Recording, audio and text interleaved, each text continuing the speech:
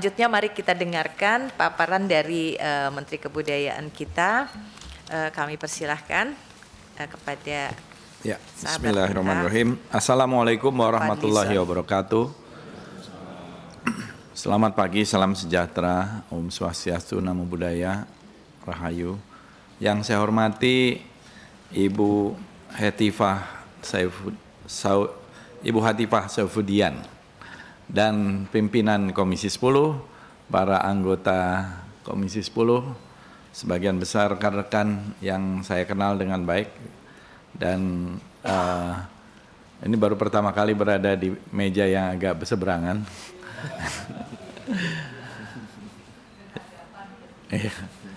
Yang saya hormati para menteri, Pak Profesor Abdul Mukti, Profesor Satrio, para wamen yang hadir tadi telah diperkenalkan.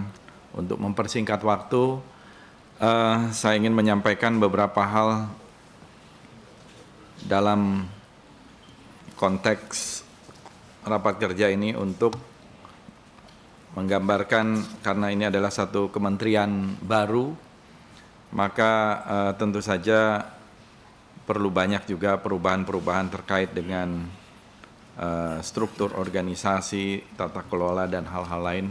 Sebagaimana tadi juga disampaikan, karena ini pecahan, jadi tentu saja ada hal-hal yang memang masih menjadi prioritas.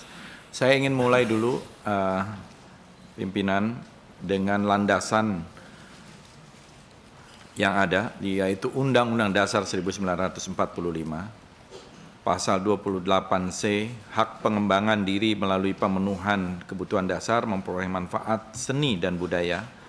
28 ayat 3, penghormatan terhadap identitas budaya dan hak masyarakat tradisional. Pasal 32 ayat 1, negara memajukan kebudayaan nasional Indonesia di tengah peradaban dunia dengan menjamin kebebasan masyarakat dalam memelihara dan mengembangkan nilai budayanya. Pasal 32 ayat 2, pemeliharaan bahasa daerah sebagai kekayaan budaya nasional. Saya kira amanat Undang-Undang Dasar 1945 ini sangat jelas, dan kemudian tentu saja melalui proses legislasi telah diturunkan Undang-Undang Nomor 5 2017. Waktu itu saya masih pimpinan DPR, saya kira, dan Komisi 10 yang melahirkan ini, soal pemajuan kebudayaan, sebagai upaya meningkatkan ketahanan budaya dan kontribusi budaya Indonesia di tengah peradaban dunia melalui pelindungan, pengembangan, pemanfaatan, dan pembinaan kebudayaan. Lalu ada rencana induk pemajuan kebudayaan, Indonesia bahagia berdasarkan keanekaragaman budaya yang mencerdaskan, mendamaikan, dan menyejahterakan. Jadi tujuan dari RIPK ini adalah kebudayaan sebagai haluan pembangunan nasional. Lalu ada sejumlah undang-undang, PP, Perpres, dan lain-lain. Namun keberadaan Kementerian Kebudayaan untuk pertama kalinya ini, Bapak-bapak, Ibu-ibu, saudara-saudara, saya kira merupakan komitmen bahwa kebudayaan di dalam pemerintahan Bapak Prabowo Subianto ini menjadi satu hal yang sangat penting dan fokus terutama di dalam membangun identitas, jati diri, karakter yang terkait dengan manusia, pengembangan sumber daya manusia Indonesia, dan juga bagaimana kebudayaan menjadi landasan di dalam perumusan program pembangunan, meningkatkan identitas nasional dan sebagai perkat atau binding power. Jadi ada narasi strategis ini, kebudayaan juga sebagai pemersatu, sebagai kekuatan ekonomi, sebagai kekuatan diplomasi, sebagai pembentuk jati diri bangsa.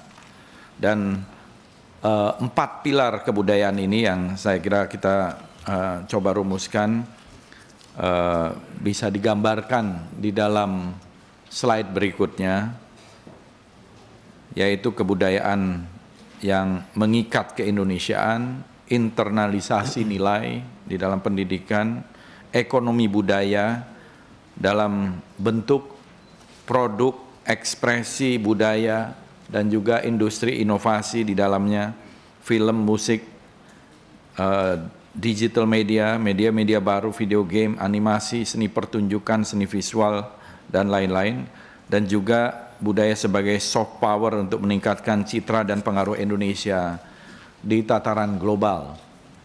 Selanjutnya, visi dan misi Kementerian Kebudayaan ini melestarikan, mengembangkan, dan memajukan kebudayaan nasional untuk memperkuat jati diri bangsa, meningkatkan daya saing nasional, meningkatkan kesejahteraan rakyat, dan di dalam mission ini juga sesuai dengan tertera di situ melindungi dan melestarikan kekayaan budaya Indonesia, namun tidak semata-mata urusannya masa lalu. Saya kira juga ke depan justru bagaimana budaya ini menjadi bagian yang sangat penting untuk kepentingan-kepentingan ekonomi dan lain-lain, pemanfaatan. Selanjutnya adalah tujuan strategis kebijakan budaya. Ini juga saya kira bagian dari yang tadi telah dijelaskan elaborasinya. Lalu selanjutnya soal connection atau creating connection dengan pendidikan, dengan policy, dengan industri dan community di dalam slide berikutnya. Saya kira sebagian besar Bapak-Bapak, Ibu-Ibu tidak perlu kami menjelaskan soal ini. Lanjut. Nah, SDM yang ada tentu saja sejauh ini adalah dari pecahan yang ada di kementerian dan sedang kita lakukan konsolidasi. Lanjut, ada 23 UPT Balai Pelestarian Kebudayaan, 7 diantaranya masih berkantor di BPMP yang menumpang ini, dan kita juga ada UPT, BLU Museum dan Cagar Budaya, Balai Media Kebudayaan, dan Sekretariat Lembaga Sensor Film. Nah, mengenai cagar budaya di Indonesia, kita mempunyai data objek yang diduga cagar budaya itu jumlahnya ada sekitar 49.701. Objek pemajuan kebudayaan OPK dan intangible cultural heritage itu ada sekitar hampir 30.000. Lalu jumlah museum di Indonesia bermacam-macam ini angkanya, tapi kurang dari 454 dari data kita. Ada museum pemerintah pusat, museum milik pemerintah daerah, milik perorangan. Objek pemajuan kebudayaan sebagaimana kita ketahui ada 10 di sini, tradisi lisan, manuskrip, adat istiadat, ritus, pengetahuan tradisional, teknologi tradisional, seni, bahasa, permainan rakyat, dan juga olahraga tradisional. Ada beberapa irisan saya kira nanti dengan KL lain yang mungkin perlu ada koordinasi, di mana urusan kebudayaan, di mana urusan hilir dan sebagainya.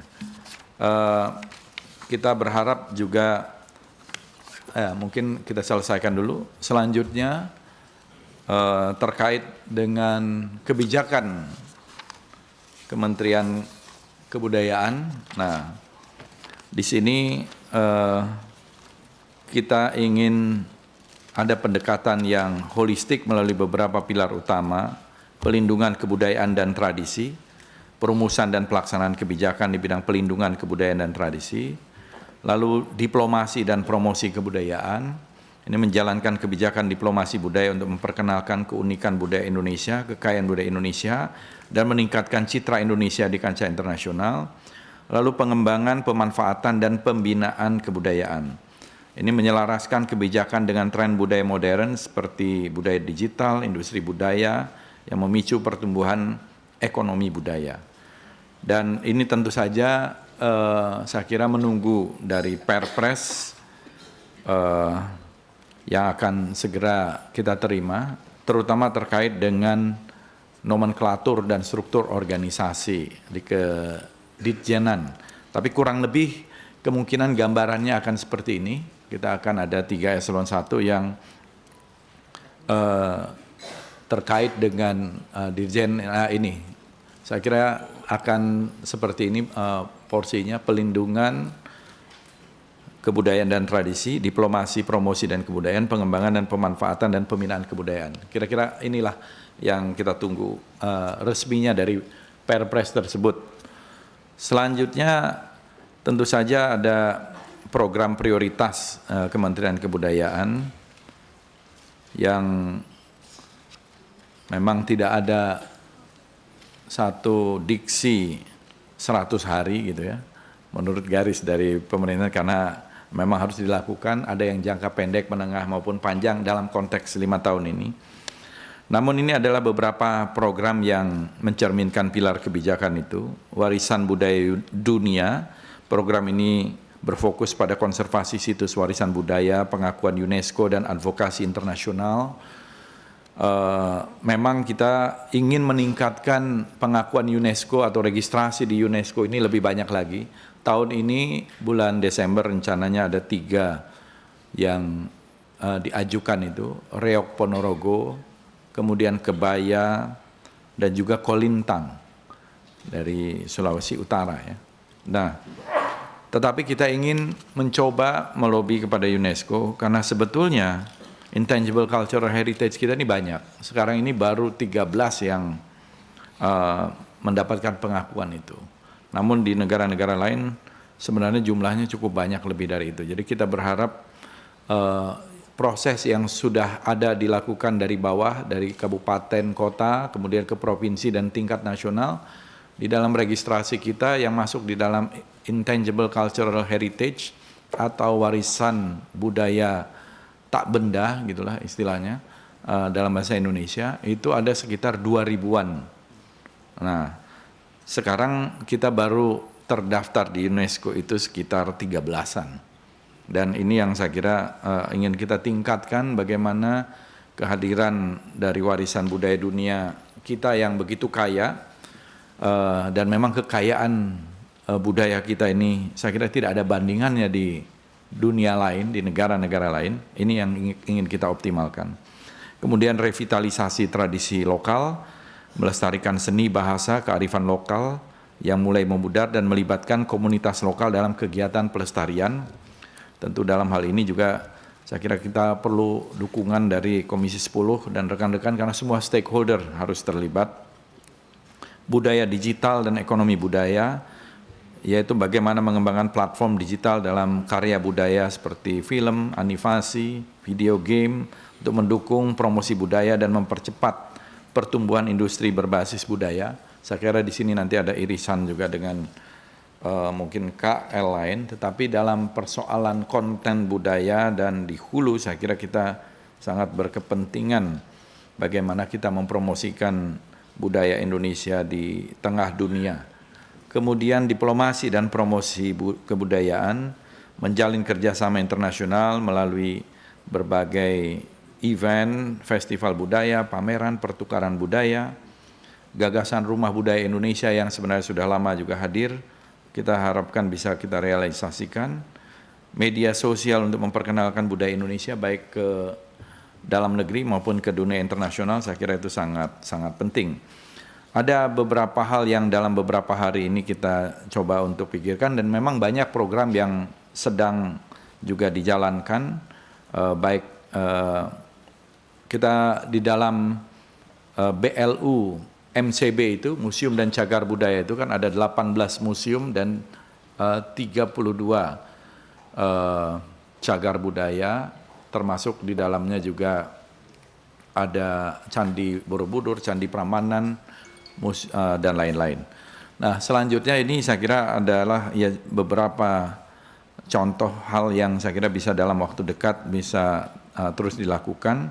Kajian revitalisasi dan digitalisasi koleksi museum, bagaimana ada standarisasi terhadap museum, baik museum milik pemerintah, provinsi maupun museum-museum milik swasta dan perorangan, dan mendigitalisasi koleksi-koleksi yang ada di museum itu dengan narasi-narasi yang ada. Lalu repatriasi benda bersejarah atau cagar budaya, repatriasi ini sudah berjalan, bahkan sudah puluhan tahun berjalan. Dan sejak awal kita merdeka juga sudah mulai diproses sebenarnya repatriasi benda-benda ini.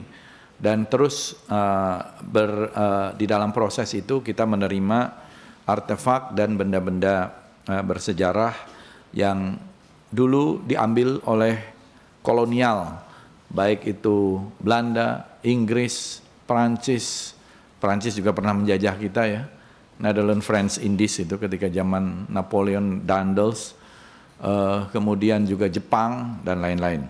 Tetapi memang yang terbanyak tentu saja Belanda dan Inggris. Nah, Belanda sudah ada MOU untuk proses pengembalian itu, tetapi Inggris sampai sekarang tidak mau mengembalikan. Padahal termasuk yang paling banyak. Kalau kita lihat Bu Esti itu dalam peristiwa Geger Spey di tahun 1812 itu Raffles itu melakukan satu perampokan terhadap keraton Yogyakarta sampai 4 kapal. 2 kapal itu kemudian tenggelam. Nah, selebihnya kemudian sekarang berada di British Museum dan juga di British Library, termasuk ratusan manuskrip yang sampai sekarang tentu saja belum ada yang kembali. Itu sebagai contoh, dan kita akan lakukan terus upaya-upaya pendataan dan permintaan repatriasi ini. Revitalisasi museum daerah dan taman budaya, meskipun ini bukan berada di dalam domain Kementerian Kebudayaan, tetapi kita akan mendukung mungkin dengan kerjasama Kementerian Dalam Negeri dan pemerintah provinsi, pemerintah kabupaten kota, agar museum-museum di daerah dan taman-taman budaya bisa memenuhi standar yang bagus dan bisa menjadi tempat yang menjadi satu enclave kebudayaan. Pemugaran situs Muara Jambu yang sekarang ini sedang berlangsung dalam proses. Sangiran ini sebagai pusat prasejarah dunia, saya kira tidak ada yang mengalahkan Sangiran ini secara artefak, dan ini juga salah satu yang menunjukkan bahwa Indonesia adalah peradaban tertua di dunia gitu ya. Dari artefak fosil dan lain-lain. Di sini di Sangiran dan juga sekitarnya saya kira banyak kita menemukan situs-situs yang penting, termasuk artefak-artefak yang penting, menunjukkan bahkan sebelum kita menjadi Homo sapiens sudah ada Meganthropus paleojavanicus, ada Pithecanthropus erectus, Homo erectus yang usianya 2 juta tahun, 1 sampai 1,8 juta tahun dan lain-lain, menunjukkan bahwa kita ini adalah yang tertua. Saya kira teori ini juga harus kita challenge yang di barat itu, bahwa seolah-olah Homo erectus itu berjalan dari Afrika kemudian menuju Jawa dan punah di Jawa.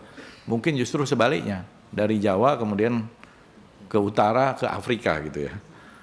Kemudian kita melihat juga dari beberapa hal yang bisa dalam waktu dekat itu, kita lihat ada Lokananta sebenarnya ini mempunyai potensi yang besar untuk lebih cocok di Kementerian Kebudayaan. Ini ada di kelola sekarang, kita bisa mengisi, sudah direnovasi dan sudah cukup baik gitu, tinggal bagaimana bisa ada museum musik gitu, karena tidak ada sekarang ini museum musik kecuali ada yang swasta di Jawa Timur ya, tapi dalam skala nasional bisa menampung, karena ini juga treasure. Di sini banyak saya kira musisi, tapi kita bisa mengumpulkan kalau untuk musik artefak-artefaknya cukup banyak, baik itu Lokananta maupun yang lain-lain, baik dalam bentuk shellac, vinyl, dan juga kaset-kaset, reel tape dan sebagainya. Museum Sastra ini sudah kemarin dirintis meskipun tidak melalui tentu APBN, tapi kerjasama dengan komunitas. Dalam hal ini juga artefak dari para penulis-penulis, penyair-penyair, mesin tiknya, kacamatanya, tulisan-tulisan tangannya, puisi-puisi, dan drama-dramanya dari Asrul Sani dan lain-lain sudah berada di situ. Ada juga Museum PDRI yang sebenarnya sudah lama belum berfungsi. Ini juga dulu di Kemendikbud Ristek ya. Nah, kita akan mencoba untuk meresmikan ini supaya ini bisa berjalan, karena rencananya ini juga kerjasama dengan 7 kementerian lembaga, nanti ada Kementerian Pertahanan dan lain-lain, tapi ini bisa menjadi kick off gitu ya. Yang saya kira juga belum pernah ada, kita kalau situs candi dan lain-lain sudah banyak, tetapi sebagai negara muslim yang terbesar di dunia, tapi kita belum mempunyai museum semacam peradaban Islam di Indonesia, yang unik gitu ya. Bagaimana masuknya Islam ke Indonesia ini agak unik, khas gitu ya. Dan juga ada kerajaan-kerajaan, kesultanan-kesultanan dari Samudra Pasai, Demak, Cirebon dan lain-lain, ini belum ada. Wali Songo, akulturasi budaya dengan budaya-budaya sebelumnya, ada wayang, keris yang... Jadi ini saya kira kita juga memerlukan dan perlu memikirkan ini, perlunya ada, karena juga tuntutan mungkin bisa bekerja sama juga dengan tentu saja kalangan komunitas, private sector, dan bahkan internasional. Museum Anak Indonesia, tadi juga amanat dari OPK tadi, permainan-permainan tradisional dan lain-lain. Lalu juga peningkatan jumlah WBTB Indonesia yang sekarang ini 2.213, kita harapkan ini bisa kita perbanyak lagi dan mungkin kita mempunyai list yang bisa diakses oleh publik dan meningkatkan kesadaran budaya kita bagaimana di setiap daerah, di setiap kabupaten, kota, provinsi yang memang memenuhi standar itu. Peningkatan nominasi ICH dan World Heritage UNESCO di tingkat internasional, lalu Rumah Budaya Indonesia yang juga sebenarnya gagasan lama yang perlu kita realisasikan. Mungkin beberapa dulu seperti di Belanda yang mungkin sudah ada asetnya, ini harus kerjasama dengan Kementerian Luar Negeri. Di Afrika Selatan yang mempunyai diaspora Indonesia sampai 2 juta sebenarnya, tetapi kita tidak mempunyai cukup platform untuk bagaimana diaspora yang 2 juta di Afrika Selatan itu bisa mengenal kembali budaya Indonesia. World Culture Forum mungkin satu saat supaya kita bisa menjadi ibu kota budaya dunia. Tahun depan ada Asia Africa Cultural Forum, revitalisasi penguatan ekosistem warisan budaya dunia, peningkatan jumlah desa pemajuan kebudayaan, desa-desa yang unik, saya kira ini dengan Kementerian Desa, pengembangan wilayah adat menjadi ruang interaksi pemajuan kebudayaan, lalu analisis dampak kebudayaan, ini Heritage Impact Assessment, terutama yang situsnya statusnya World Heritage ya, seperti Borobudur, kita memang sekarang ini akan datang delegasi dari UNESCO untuk melihat, mereka melihat Heritage Impact Assessment. Jadi harus ada juga mungkin analisis dampak kebudayaan, AMDAL kebudayaan semacam itu. Kekayaan intelektual budaya, advokasi tata kelola musik, konvensi musik, nah ini anugerah kebudayaan, penambahan layar sinema, yang sekarang kita lihat bahwa film Indonesia memang sudah mendapatkan kemajuan yang cukup besar, paling tidak sekarang sekitar 60-70% layar itu didominasi film Indonesia, meskipun memang temanya masih terbatas, temanya masih banyakkan horornya, jadi rupanya kita suka dengan film horor. Kemudian mungkin perlu afirmasi film-film kebangsaan, kepahlawanan, film anak, dan juga hal-hal yang lain. Jadi saya kira itu. Lalu slide berikutnya, masih ada? Cukup. Terima kasih Ibu Pimpinan dan anggota Komisi 10 yang terhormat. Wassalamualaikum warahmatullahi wabarakatuh.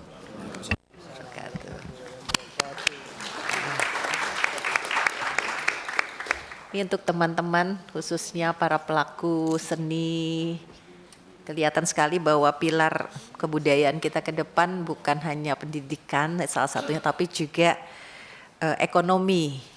Dan memang itu amanat.